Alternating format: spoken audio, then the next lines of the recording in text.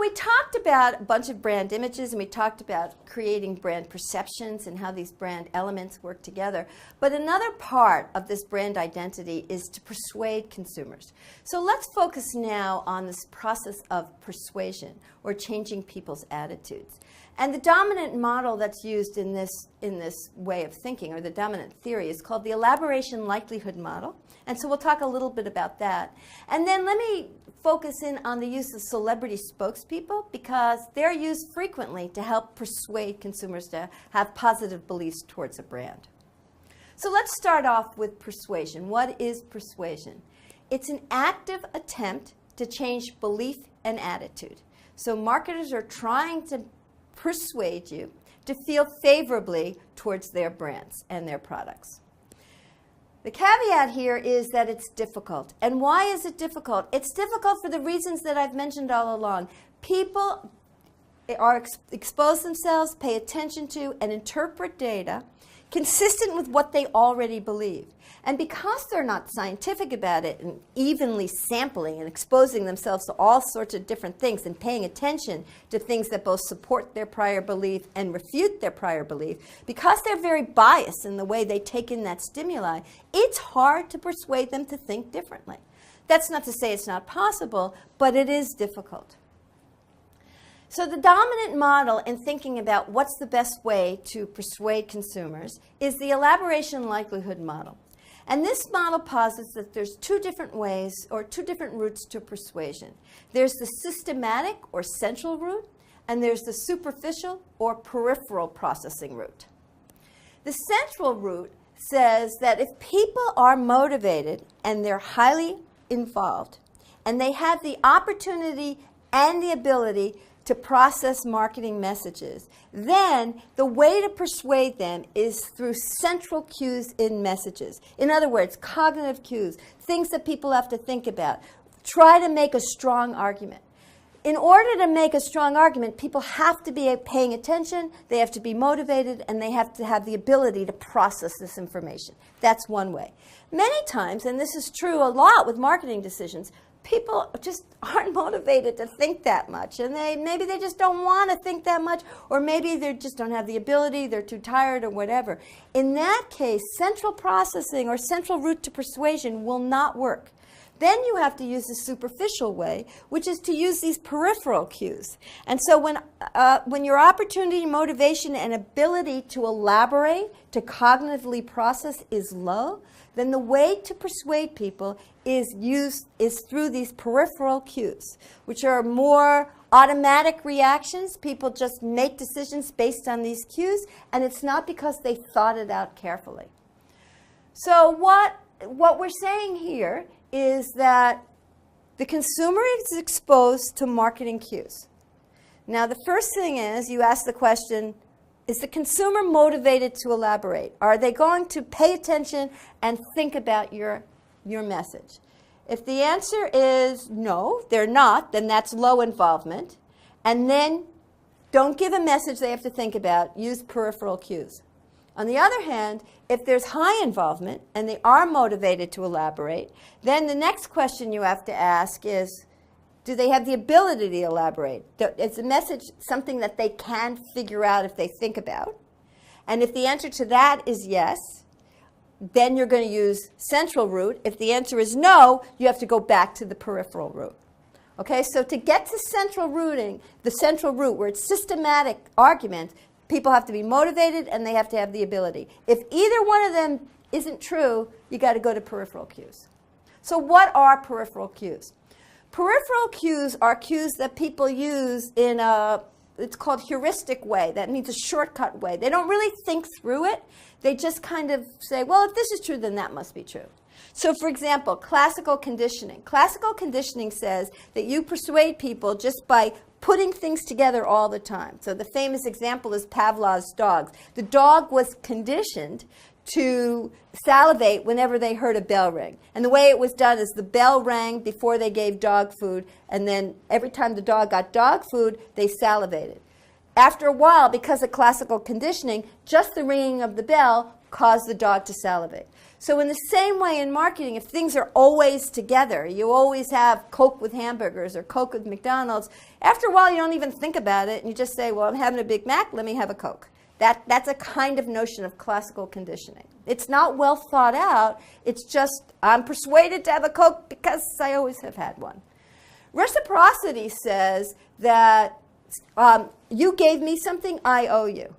Now, that may make sense and may not, but you're doing it just because I owe you. So a lot of times direct marketers will do things like put a little gift in a charity appeal. They'll give you stamps, or sometimes they give you $1. And the idea is, I gave you something, now you give it back to me. It's not a cognitive argument, it's a peripheral cue. Consistency is another peripheral cue. Why do you like the toothpaste you use? A lot of times the reason that you like the toothpaste you use is because that's the one you always use. That's the one your mother gave you. It's not like you did the systematic product comparison and you decided this is your favorite toothpaste. You use it just because you always liked it. That's consistency as a peripheral cue. Social proof says, well, I like this because everybody else likes it. So New York Times lately has had the most emailed articles. People read them. Why did you read them? Well, everybody else emailed them. They must be good. Or my husband chooses restaurants by the one that has the longest line. If everybody's waiting online for this restaurant, that must be good. That's a social proof peripheral cue. Liking says, if you like me, then you like my ideas. This is very important, and we'll see later for celebrity spokespeople. If you like the celebrity spokesperson, then you're going to like what they like. Not necessarily a rational process, but it makes sense in some ways. Authority says, just because I say so, you should do it. That's another peripheral cue. So because somebody in authority says you should do something, you should do it. It's not because you thought it out, it's because it meets your preferences, just because someone told you to do it. And the last peripheral cue that I'll just mention today is this peripheral cue of scarcity. Because there aren't very many of them, it must be good. So some marketers use this idea of scarcity to create product quality. A modern one that's recently been using that is Lululemon. And Lululemon purposely does not have, they go to stockouts easily. If you don't get there quickly, it'll run out, the design you might want. And people infer from that it's high value, high quality product. So all of these are peripheral cues. Not well thought out central processing arguments, but cues that people use to persuade themselves of one thing or another. So now let's think about celebrity endorsements in terms of these two roles of persuasion.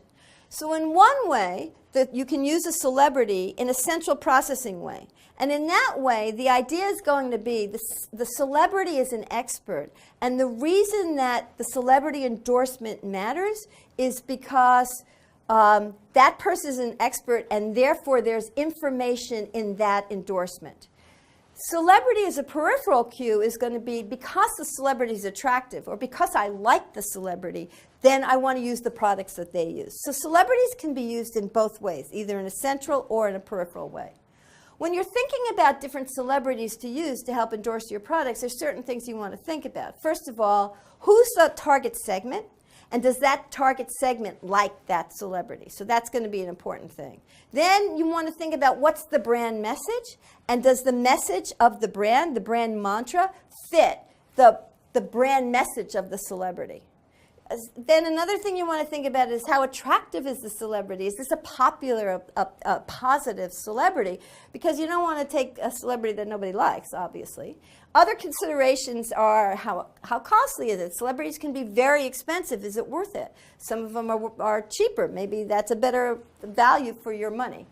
And nowadays, very, very important is the social network. So some of the celebrities that are chosen for endorsement is because they have a very, very strong social network and they have a lot of followers. And so the clout scores and those kinds of different scores are indicating the social connectiveness of these different celebrities. And all of those go into the decision of which celebrity to choose. There's another thing that's out there to rate these different celebrities. It's called a Q rating. And the Q rating says how appealing is the celebrity among those who do not know him. It's the ratio of popularity and familiarity. And it's conducted by a particular company called Marketing Evaluations. And you can get Q ratings for different celebrities to help you judge which is a good celebrity and which is a celebrity that maybe isn't as strong and maybe you don't want to pay as much money for or something like that. So what's the, I think you're probably starting to get the idea of how these celebrities work. Formally, we think of it as a notion of transfer of meaning, and that's the model that's used to indicate the effectiveness of celebrities. So the idea is that celebrities have very charged, powerful meanings, and what you want to do is transfer the meaning of that celebrity to your product. So advertising firms, marketing firms, branding firms try to choose a celebrity that best represents the appropriate symbolic properties of the product so that that meaning from that celebrity will then transfer to the meaning of the product. And celebrities are quite powerful. There have been some fMRI studies that show that when you show an image of just a normal person, certain areas of the brain light up, but if you show an image of a celebrity, different areas of the brain light up. So there's an automatic or visceral reaction to celebrities. They just get more attention. And they can be very, very effective at creating a brand image and at differentiating a brand. If a celebrity is associated with one brand and not another, that can be a very effective differentiation.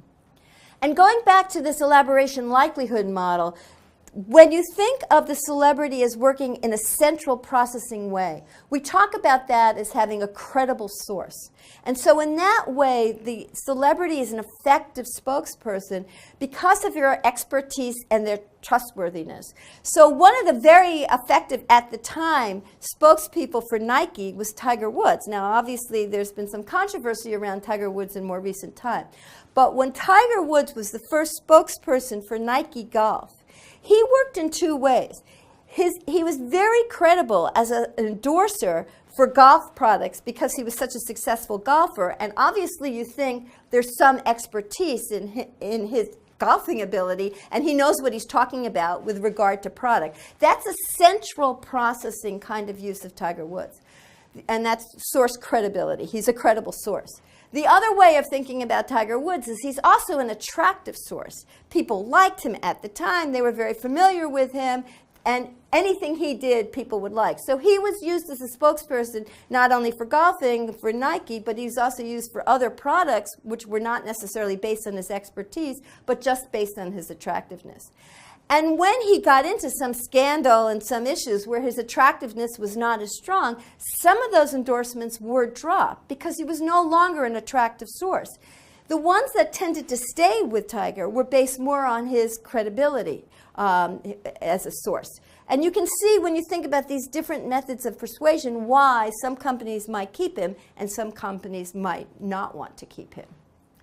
And the ways the celebrities and models are used in these advertisements or endorsements is they can say, there's an explicit mode. They can say, I endorse this product. I believe in this product. There's an implicit mode that says, well, I use this product. There's an imperative mode that says, well, you should use this product. And then there just can be these co-present, the celebrities around this product. So a lot of product placement, a lot of fashion companies give their celebrities their clothes to wear, so the celebrity's just wearing those clothes, and that is a kind of endorsement as well.